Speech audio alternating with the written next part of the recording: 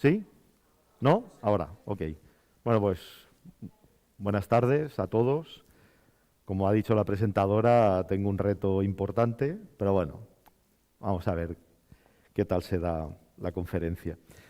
Un reto después de comer y hablar de museos, de hecho de museos y de su presencia en la red, en Internet, vinculado con la revolución digital. Yo tengo el reto de que nadie se duerma y los museos, como iré hablando, tienen un reto importante que es su presencia en el mundo virtual.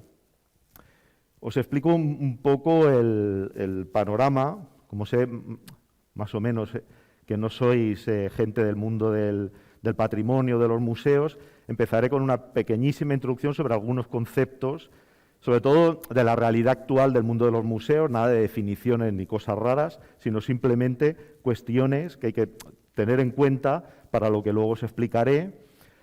Las relaciones también de manera, con 4 apuntes sobre la relación entre los museos e Internet. El tema ya concretamente de los museos virtuales. Una cosa que es una desgracia, pero que ha servido como una prueba de estrés extremo para el mundo de los museos, que ha sido en la pandemia. Entonces también explicaré alguna cosa vinculado con ese tema y luego finalmente alguna reflexión al respecto. Empezando por esta introducción al mundo de los museos, de una manera obviamente muy visual. Al final los museos tienen una larga historia y es un tipo de institución con siglos a sus espaldas que se ha ido tradicionalmente adaptando a los nuevos tiempos, y estas dos imágenes podrían explicar perfectamente esa adaptación y también muchas veces el recelo a determinados cambios que, de hecho, podrían afectar otros ámbitos de la cultura y de cosas que no tienen nada que ver con la cultura. Aquella imagen es la típica imagen en un museo, y en cambio esta otra empieza a ser algo muy habitual, pero en su momento fue una imagen, esta, que circuló mucho por las redes sociales y que además causó mucha polémica, ¿no?, entre mucha gente que criticaba a esta nueva generación de usuarios del mundo de la cultura de los museos, que teniendo una obra tan importante, decían los apocalípticos, los críticos, que teniendo una obra tan importante como La Ronda de Noche de Rembrandt, estaban mirando sus smartphones, sus móviles. Ante aquella imagen, que es la imagen tradicional del uso que un determinado público, el público infantil, seguro que muchos de vosotros en vuestra etapa escolar habéis hecho este tipo de visitas, aquella es totalmente normal, nadie criticaría aquella imagen, y en cambio esta fue muy criticada. Injustamente además, porque luego se supo que lo que estaban haciendo era consultar contenidos que el museo, Rijksmuseum de Ámsterdam, tenía online. Y lo que estaban haciendo estos jóvenes era una actividad vinculada con el museo y con la obra en cuestión. Es la típica imagen que seguramente habéis visto, ¿no?, de la gente que critica, hace una foto en un transporte público, en el metro, de la gente mirando los smartphones, ¿no? Bueno, pues algo parecido pasó con esa imagen. El mensaje, o sea, los museos están continuamente adaptándose a nuevas realidades,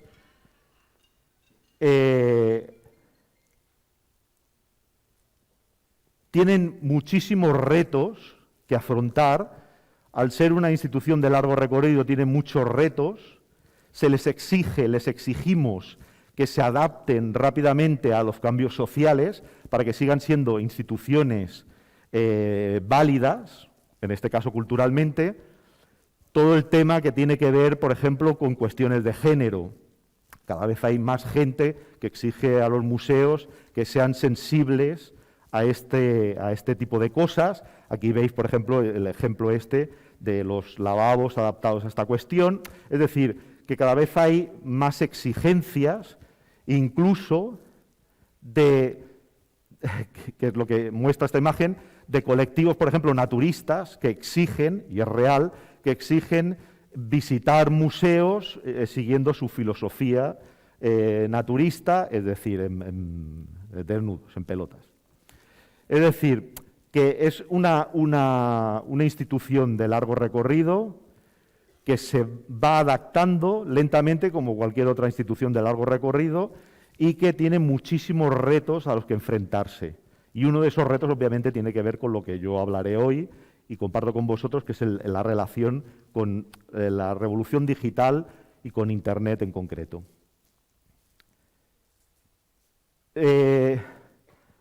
Museos. Algunos datos de un estudio reciente del Laboratorio Permanente Público de Museos que demuestran que, a nivel de toda España, que demuestra que un porcentaje importante de la sociedad visita museos o su actividad estrella, que son las exposiciones temporales. Como podéis ver, en este tipo de consumo cultural, el principal es ir al cine, leer un libro, pero en tercera posición ya tenemos la visita a museos de exposiciones con el mismo porcentaje que asistir a un concierto y por encima de otras actividades culturales tan importantes como el teatro, las artes escénicas, actividades al aire libre, culturales al aire libre, etcétera, etcétera. O sea, que al final, y seguramente muchos de los aquí presentes lo habéis hecho, visitáis museos, con una particularidad importante, que es cuando visitamos museos. Normalmente no visitamos los museos de los sitios en los que vivimos, pero cuando somos turistas y vamos a otra ciudad u otro país, poca gente no pasa por visitar algún museo importante de aquella ciudad. Podemos ser de Gandía y no visitar cosas que hay en Gandía, pero si nos vamos a París, seguramente no nos dejaremos de visitar el Pompidou, el Louvre y otros museos. Y aquí se ve claramente ese porcentaje, ¿no? El 64% lo visita cuando hace turismo y baja muchísimo cuando se trata de gente que visita regularmente, es decir, también en el sitio en el que vive, visita regularmente museos. Otro dato interesante que me interesa concretar en esta diapositiva, en esta slide, es el tema de los seguidores en redes sociales. Yo hablaré, pero de una manera muy puntual, porque me interesa centrarme en otra cosa, de la presencia de los museos en Internet, pero bueno, aquí veis que la gente que es o ha sido seguidora en redes sociales de museos es realmente baja, solo un 14%. Más cuestiones un poco introductorias, ¿no? ¿Qué es un museo? Yo no voy a dar ningún tipo de definición. Únicamente voy a hablar de dos cosas que son dos realidades que permiten situarlo en cosas que ya afectan más directamente, en concreto, aspectos comunicativos. Al final, los museos son medios de comunicación. Normalmente, que es lo que explica aquella otra imagen, los museos están acostumbrados a que la acción comunicativa, como medio de comunicación, se realice dentro de sus cuatro paredes organizativas. Es tradicionalmente lo que han hecho. La incidencia, la influencia de los museos fuera de las paredes del museo ha sido tradicionalmente mínima, muy mínima. Y precisamente Internet, la revolución digital e Internet, hace o ha convertido a los museos también en emisores hacia el exterior. Ahora es mucho más fácil que los museos potencien esta característica como medios de comunicación y rompan con las cuatro paredes organizativas y lleven sus relatos, sus historias, más allá de sus cuatro paredes. ¿Lo están haciendo? Bueno, es lo que iremos viendo a lo largo de esta ponencia. Es uno de los retos importantes a los que se han enfrentado los museos en los últimos 20 años.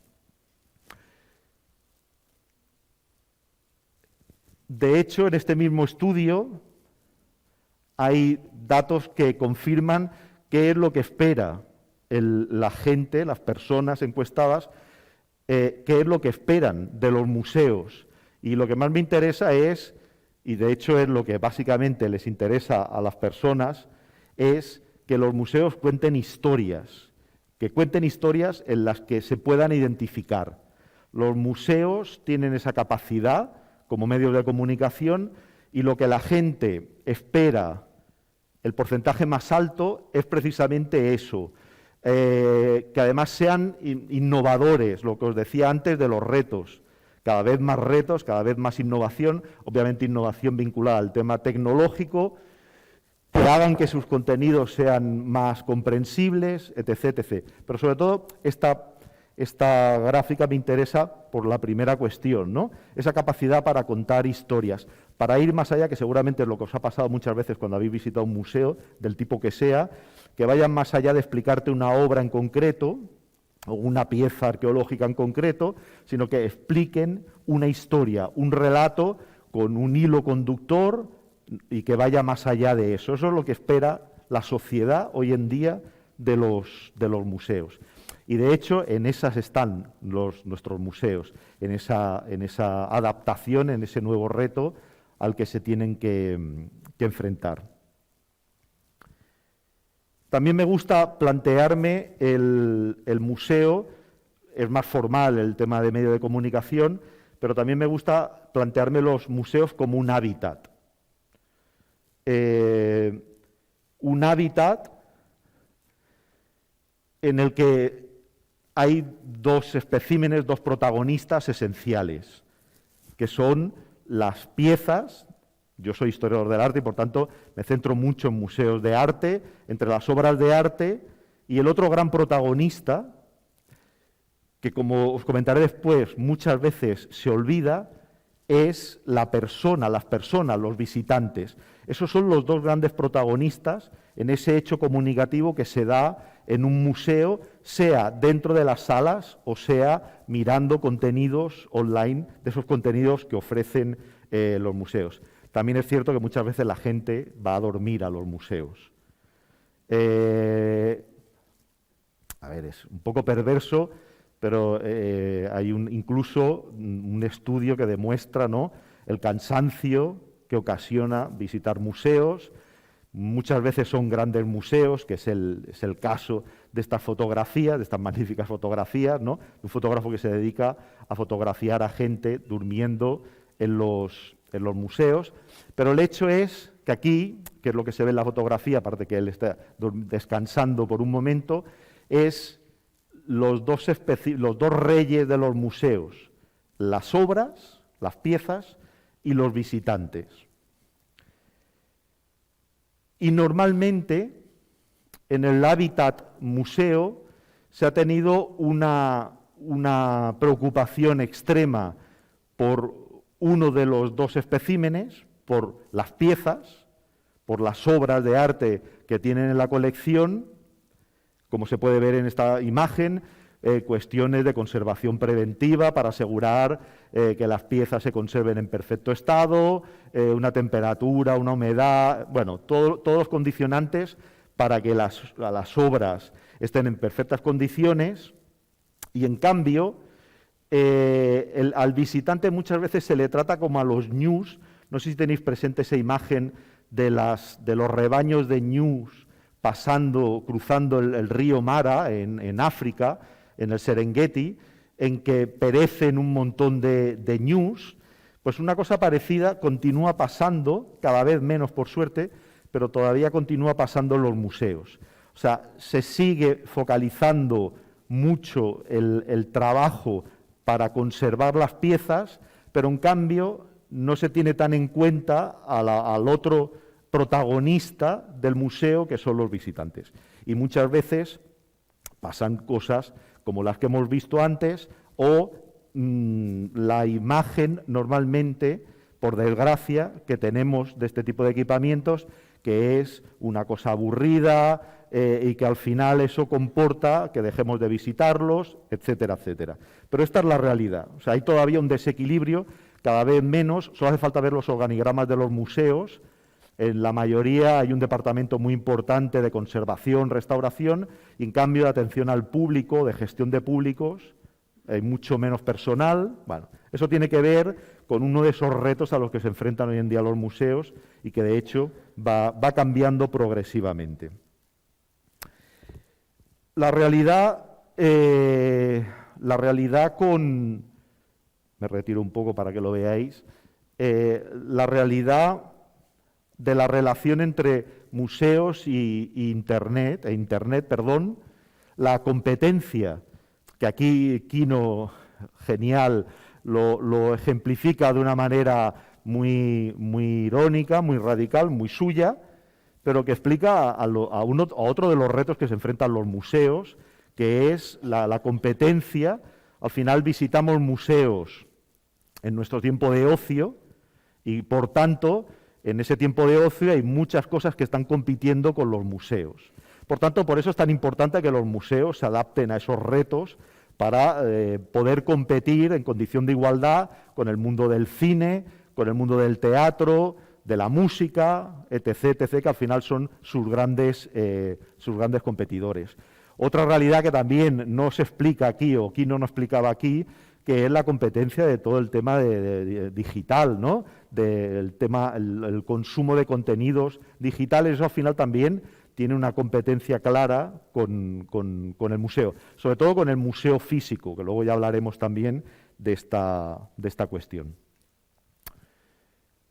Os he dicho al principio que los museos se han ido adaptando progresivamente, sobre todo al tema de esos retos que afectan al mundo digital, pero hay una realidad, y en otros sectores también pasa, por ejemplo, en el ámbito de la docencia, en el mundo académico también pasa, ¿no? Es la obsolescencia. En los museos hay un terror a plantearse la presencia, por ejemplo, cosas muy sencillas, en una determinada red social, por ejemplo, porque saben que durará muy poco tiempo y, por tanto, que todo el esfuerzo que tienen que hacer al final no se ve correspondido con un proceso, digamos, de desarrollo largo. Y es una realidad y es verdad, ¿no? O sea, ¿quién se acuerda ya de Second Life y de tantas otras cosas como Second Life, que parecían que en su momento habían venido para quedarse y eran la bomba, y que al final la realidad es la que es? Y no, seguramente hay gente que no sepa ni qué es Second Life, ha pasado a mejor vida. En cambio, en su momento parecía incluso que en este ámbito, que es un ámbito que se adapta a los retos y a las novedades de una manera bastante lenta, al final parecía que todos los museos tenían que tener esa vida virtual, en ese espacio virtual, y las cosas, en este caso, son muy lentas. También tienen que ver con, que en el ámbito de la cultura ya pasa, que es la falta de recursos que hay en este ámbito, y que, por tanto, esas reticencias no son unas reticencias por parte de los profesionales, que son poco abiertos de mente, al contrario, sino que tienen que pensar muy bien dónde ponen los huevos, ¿no? O sea, tienen que pensar muy bien la diversificación, etcétera, etcétera. Predicciones de gente que se ha dedicado profesionalmente y muy reputada, sobre todo una en el ámbito de los museos, que hablaban en el año, estas declaraciones tanto de Philippe de Montebello como de Mark Jones, dos grandes directores, sobre todo el primero, que dirigió un gran museo, uno de los grandes museos a nivel internacional, el Metropolitan Museum de Nueva York, durante un montón de años. El año 2009, en unas declaraciones, visitó España para un congreso y en unas declaraciones decía esto. O sea, que al final, en el 2009, ya gente de una generación, como además él explicaba, totalmente ajena a la revolución digital, ya tenía previsto esa evolución que haría que los museos cambiasen de una manera radical. Y el otro iba más allá incluso y hablaba de todo esto como una auténtica revolución, como lo fue en su momento la imprenta de Gutenberg. O sea, cómo a nivel de accesibilidad, por ejemplo, de contenidos, Internet iba a cambiar la manera de comunicarse. Obviamente ellos hablan de lo que conocían, de lo que conocen, que es a lo que se dedican, son museólogos del ámbito de los museos. El año 2009 ya había muchas cosas, obviamente, ¿no?, que existían, pero desde el año 2009 han pasado muchas cosas y es algunas de las que veremos a lo largo de esta ponencia. Al final, que es a mí lo que más me interesa, y en base a eso he traído algún ejemplo, el potencial de la presencia de los museos en Internet es responder a esta fórmula. El museo físico tiene un horario concreto en que abre y cierra, pero el museo virtual, que es de lo que hablaremos a partir de ahora, esa cara virtual del museo está abierta siempre, 24 horas al día, 7 días a la semana y 365 días al año. O sea, ese potencial que os comentaba como medio de comunicación se transforma en algo prácticamente, ¿no?, una explosión de posibilidades comunicativas, porque como veremos yo me centraré en una cosa en concreto que hacen normalmente los museos, que son las exposiciones temporales. Como dice su nombre, las exposiciones temporales abren durante un tiempo concreto, un mes, 2 meses, y en cambio las exposiciones virtuales pueden permanecer abiertas de por vida. Y algunos casos veremos que permiten eso. Es decir, que el potencial de la presencia o de ese par virtual de los museos es incuestionable. Permite al medio de comunicación museo, que tenía muchas limitaciones en el mundo, digamos, predigital, a unas posibilidades prácticamente inauditas como medio de comunicación. El museo, que siempre lo han sido, antes de la revolución digital, antes de Internet, ya se podía considerar como una máquina de difusión, de divulgación. Es, de hecho, uno de los objetivos fundacionales de los museos modernos en el siglo XVIII, ya es precisamente eso, ¿no? Difundir contenidos del tipo que sean, dependiendo obviamente del tipo de museo que sean. Y con Internet, con los museos virtuales, eso se ha transformado, o los museos se han transformado en máquinas de divulgación, de difusión masiva. O sea, el cambio de matiz es importantísimo porque, como os he dicho antes, los museos virtuales no solo amplifican la cobertura mediática de los museos, sino que además hace que sea totalmente, ¿no?, atemporal. Puedes visitar el museo o la exposición temporal cuando quieras, desde el sitio que quieras. Están siempre abiertas, que de hecho ese es el objetivo o uno de los grandes valores de los museos virtuales o del par virtual de un museo físico. Solo voy a poner un ejemplo, incluso quiero que me ayudéis porque es una duda que yo tengo, sobre todo la gente que sois bastantes más jóvenes, que sois de esa generación que ya prácticamente habéis nacido en la época de las redes sociales, que seguramente muchos de vosotros sois usuarios activos de TikTok.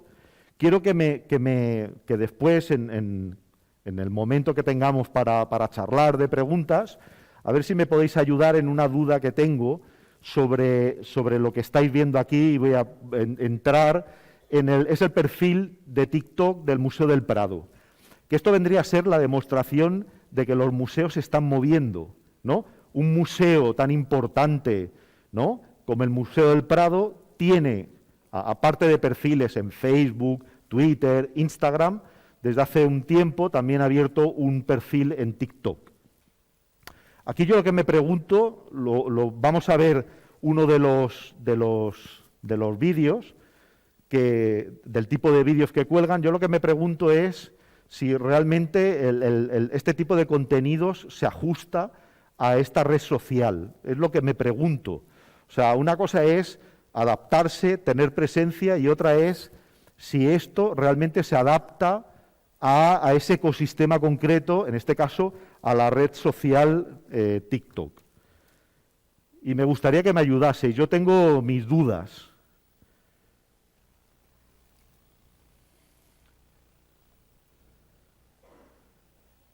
¿Tiene audio? Se nota que... Entre ellos Fortuny, en el estudio de otro...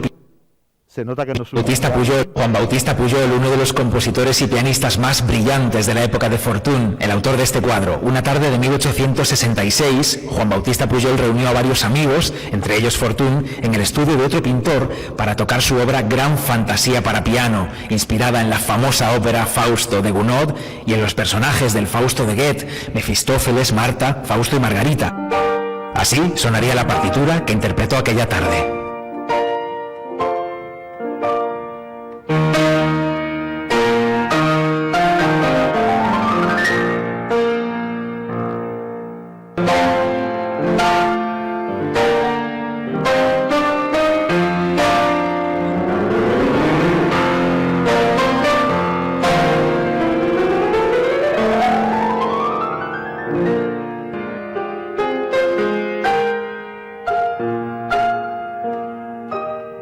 Este es Juan Bautista Pujol, uno de los compositores y pianistas más brillantes de la época. Este es el tipo de contenidos que cuelga. Si me queréis, necesito que me ayudéis, porque yo tengo mis prevenciones y me iría muy bien conocer vuestra opinión. La realidad es que los museos sí que están haciendo esfuerzos en este sentido, y podría poner ejemplos de otras redes sociales, pero quizás esta es la más novedosa. Y aquí ya veis, ¿no?, como sí que tienen presencia, pero no sé hasta qué punto le cogen el tono, el tranquillo a la red social en concreto.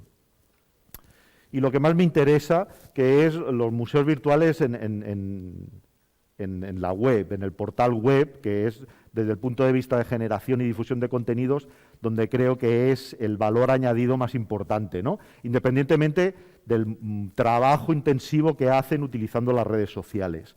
En un estudio, en un artículo que publiqué con un compañero hace ya unos añitos, el panorama no ha cambiado mucho, analizábamos las exposiciones virtuales en los 100 museos más importantes del mundo para ver qué museos, los 100 más visitados a nivel internacional, tenían ese producto estrella del que os hablaba antes, que son las exposiciones temporales, cuáles tenían una versión online, virtual, de esa exposición temporal. Y el resultado al final de la primera fase del estudio, de los 100 se podía sintetizar en los dedos de una mano, no llegaba ni a los 5 ejemplos de museos a nivel internacional que el año 2014 tenían una presencia en esa actividad virtual. O sea, una realidad muy pobre, y estamos hablando de grandes museos, el MoMA, el Hermitage, etc., etc. Cuando es una cosa importantísima, o sea, museos o exposiciones virtuales, porque permiten cosas como la que estáis viendo aquí a pantalla completa, y además aquí es magnífico, porque son imágenes en mega alta resolución y por tanto quedan magníficas. Esto es un pequeñísimo detalle de una obra de arte archifamosa, archiconocida. Y esto es precisamente lo que permite el museo virtual, que en el museo físico es imposible de percibir, porque no te puedes acercar, obviamente, ya sabéis cómo funciona, por temas de conservación no te puedes aproximar a las obras de arte, y menos a este tipo de obras como esta, que es una obra icónica, etcétera, etcétera. ¿Alguna pista de lo que puede ser este detalle? Es un detalle de una obra muy, muy conocida, que de hecho da nombre popular a la obra, y que gracias a gigafotos se puede llegar hasta este punto que permite ver cosas que el ojo humano in situ es imposible que perciba. Si me alejo, ¿no? Un poco la perla es un detalle o sea, que aquí además podríamos estar hablando una hora solo de este detalle, cómo está hecho, la pincelada, no sé el motivo de la ponencia, y todo esto se puede ver sin salir de casa. Uno de los museos que durante la pandemia presentó el museo en giga alta resolución, la visita online, fue un museo de La Haya, Mauritius, de La Haya, que una de sus piezas estrella es la joven de la perla de Vermeer. Y aquí, aparte, como veis, es una captura de la sala en la que está, consultado desde casa. Hay información adicional, cosas que en el museo, como podéis ver, se limitan únicamente a la típica cartela, normalmente bastante anoréxica, sin mucha información, ¿no? Y en cambio, el museo virtual, en muchos aspectos, puede ir más allá del museo físico. Este es el plus que aporta el museo virtual. Y es como hay que entenderlo, no como un competidor del museo físico, sino como un complemento que permite ver y hacer cosas que en el museo físico no se pueden hacer o directamente es imposible hacerlas. Por ejemplo, en otra obra de otro pintor en este mismo museo, lo que se pueden ver con técnicas fotográficas como los rayos X es este tipo de comparativas, que in situ obviamente es imposible, y en cambio en el museo virtual, en este museo que tú puedes visitar desde tu casa, te permite percibir los pentimenti, las correcciones, ¿no?, del dibujo de base y el resultado final. Y como podéis ver, el pintor tenía una idea que a la hora de hacer la definitiva cambia de una manera sustancial.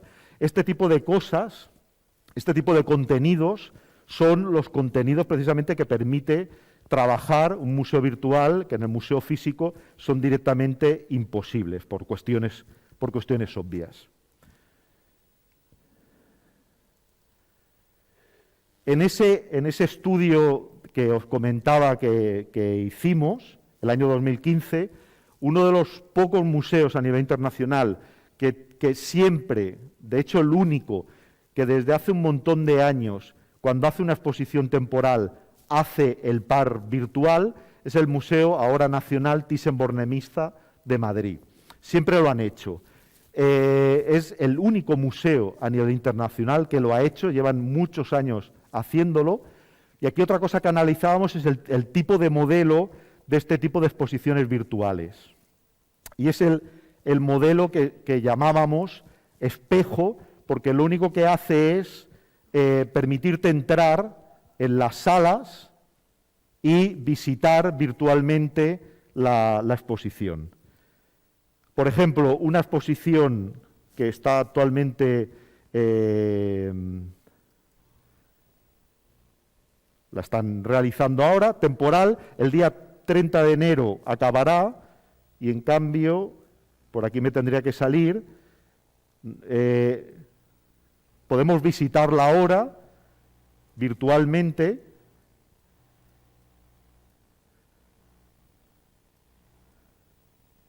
y podemos ir de sala en sala.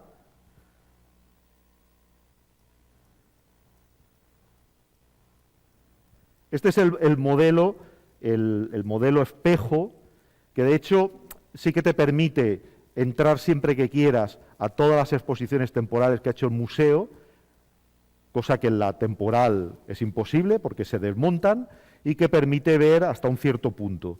Es una buena solución, pero obviamente el desarrollo del mundo digital hoy en día permite cosas mucho más interesantes, pero el valor que tiene es que es el único museo a nivel internacional que ha hecho algo así. El ejemplo, que no podremos entrar, hasta hace poco se podía entrar y ahora veréis por qué no, de un museo que fue hace ya muchos años más allá de ese modelo espejo, que lo único que hace es replicar, ¿no?, el museo físico, en este caso la exposición física, que es la Tate Britain.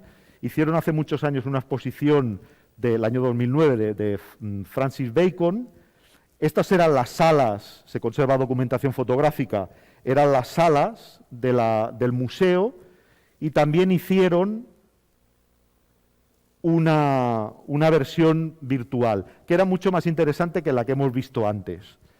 Es una cosa que ya se ha perdido en el ecosistema digital, porque estaba hecha con Flash, y ya no es la obsolescencia que hablaba antes, ¿no?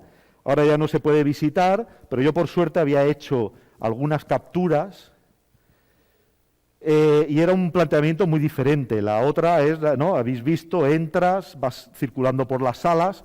Aquí rompían con ese modelo imitativo y se planteaban un concepto de diseño, que puede gustar más o menos, pero hay un concepto de diseño como una especie de células que respondían a las salas de la exposición y que te permitían, desde casa, ir visitando los contenidos de los que hablaba la exposición. Por ejemplo, si no recuerdo mal, la relación o la vinculación, las investigaciones del fotógrafo de Edward Muybridge con Francis Bacon. Bueno, aquí lo que me interesa es el concepto. Es un tipo de exposición virtual que rompe con el modelo que hemos visto antes y que demuestra que, y es antigua ya, demuestra que el museo virtual, gracias a los avances tecnológicos, puede hacer cosas mucho más interesantes que vayan mucho más allá de la exposición física o del museo físico.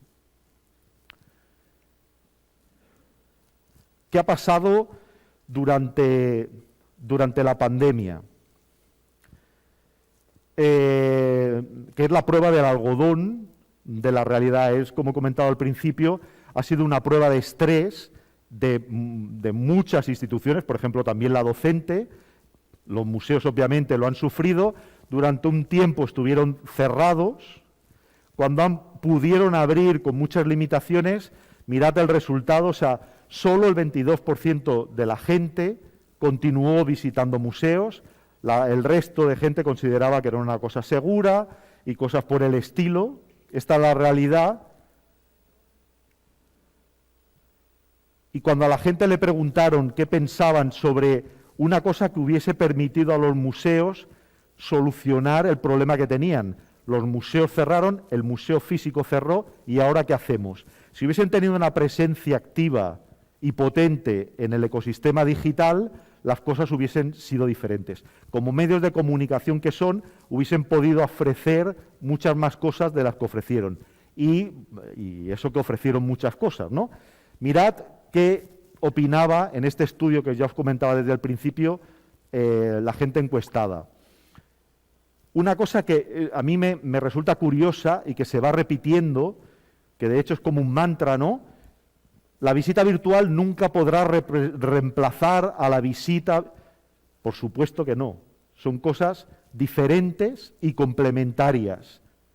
O sea, hay en el ámbito, de hecho, de la cultura, que se repite como un mantra, ¿no? Esa visión de lo digital como una cosa que le puede restar importancia a la realidad física. Nadie va a dejar de ir a La Haya, por ejemplo, que es lo que hemos visto antes con la joven de la Perla.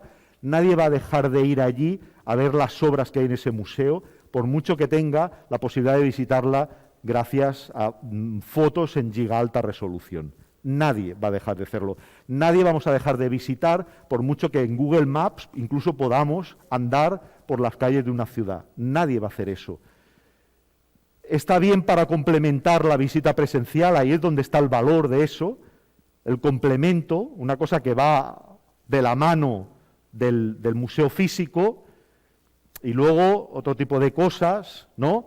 Es imprescindible, ya bajaba mucho y se debe potenciar, proporciona una experiencia tan valiosa como la presencial, es insignificante, pero sobre todo aquí lo interesante es lo primero y lo segundo. Está bien para complementar, y es así como hay que planteárselo, o sea, como un complemento de lo que no puedes hacer físicamente y, obviamente, porque no te dejan o porque es prácticamente imposible hacerlo. Podría poner, y no daré nombres, muchos museos que, aun estando cerrados, con exposiciones temporales programadas, no hicieron nada cuando ya se sabía que se tendría que cerrar, que nos ¿no? obligarían a quedarnos en nuestras casas, continuaron programando exposiciones temporales con esas limitaciones. Hablo de grandes museos, por ejemplo, muchos españoles, y en cambio otros, como esta fundación, la Fundación Juan Marc de Madrid, ha continuado haciendo, y empezó en este momento, una serie de experiencias de estas exposiciones digitales online. Aquí hay una cosa curiosa, porque de la primera que ofrecieron, también la ciñeron a la temporalidad clásica de las exposiciones temporales. O sea, eso que os decía de 24 horas, 7 días, en este caso no se cumplió porque estuvo activa la exposición virtual durante un tiempo y ya la han retirado, lo cual es una paradoja. Pero, por ejemplo, esta otra, de Mondrian y la música, es una exposición solo pensada para el ecosistema digital y, obviamente, potenciando las cosas que puedes hacer digitalmente y que en una sala física es difícil de hacer, ¿no? Por ejemplo, claro, todo el tema de la música, la relación de este pintor de las vanguardias históricas, holandés, Piet Mondrian, con el mundo de la música, ¿no?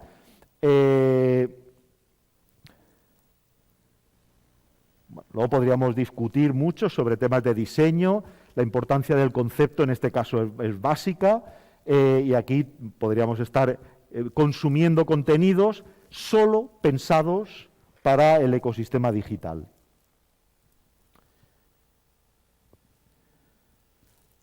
La gran mayoría de museos no lo ha hecho. Ha pasado la pandemia, que ha sido una prueba de estrés, y continúan sin hacerlo. Y es muy posible que no lo hagan nunca, cuando al final lo que podrían con eso es aumentar su capacidad comunicativa y al final ser más relevantes para la sociedad en la que desarrollan su actividad cultural. Creo que me voy a ajustar al tiempo de una manera, ¿no?, británica, con una reflexión final. Al final, que es lo que explica aquí un poco el roto, ¿no? Los museos tienen muchos retos. Uno de sus retos es ese desarrollo en el ecosistema virtual, y el reto que tienen es doble. Por una parte es potenciar esa presencia virtual sin dejarse maravillar por esos cantos de cisne que a veces tiene el tema de las tecnologías o de la tecnología, que es algo que en el mundo cultural produce un cierto miedo, ¿no? Y es ese doble reto, por una parte utilizarlas y por otra utilizarlas como tiene que ser. Por ejemplo, en ese caso que hemos visto, pensando en que es el complemento perfecto para hacer determinadas cosas y no pensando, como muchas veces pasa, de una manera un tanto pirotécnica, es esa utilización de las tecnologías, ¿no?, como fuegos artificiales, que queda muy bien, pero después detrás no hay absolutamente nada sólido.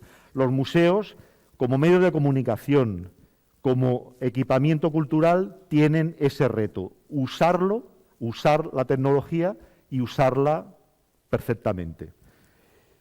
Y con esto, pues, hasta aquí. Creo que no me tienen que llamar ni la atención, creo que ni ha salido el aviso de que me estoy pasando de tiempo. Sí, pues no lo he visto.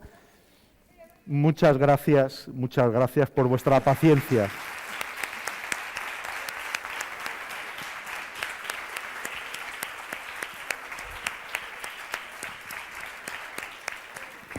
Si alguien tiene alguna pregunta. Ah, mira, sí. ¿Quieres lanzarles el micro? Sí. Estoy deseando. De hecho, es... Sí. Volved a levantar la mano. ¿Quiénes sois? Desde que me he enterado de... Por detrás, ¿alguien podría, para probarme? Me han dicho que no haga mucho... Con cuidado, por favor. Voy a pasarlo por aquí, vosotros, ¿no? A ti, que me estás... Sí. Ojo.